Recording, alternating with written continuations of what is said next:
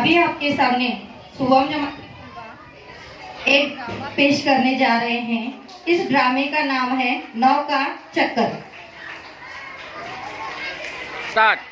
क्या बात है भूलू, इस कदर तुम परेशान क्यों हो? अभी बात हो गई दीपू भैया, कुछ समझ में नहीं आ रहा। हुआ क्या, कुछ बताओ तो। मैं आज सुबह मेले में गया था, तो फिर वहाँ मैंने 9 गधे खरीदे। फिर क्या हुआ? मैंने उनको अच्छी तरह गिन लिया था, 9 थे। मैं एक गधे पर बैठ गया और गांव की तरफ चल पड़ा। थोड़ी दूर चलने के बाद ख्याल आया कि एक गधा इधर उधर ना निकल गया हो, तो फिर वही गिन लेते। गिना तो सिर्फ 8 गधे थे।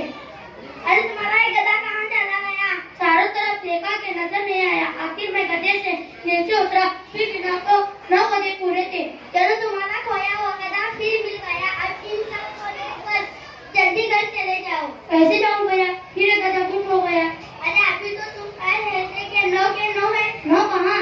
मैं 9 कहाँ, फिर 8 हो गए। जब मैंने गाँव की तरफ जाने से पहले उनको गिन लिया था। एक गधा कब था देखो, मैं तुम्हारे सामने गिनता हूँ। 1 2 3 4 5 6 7 8। देखा, सिर्फ 8 रह गए।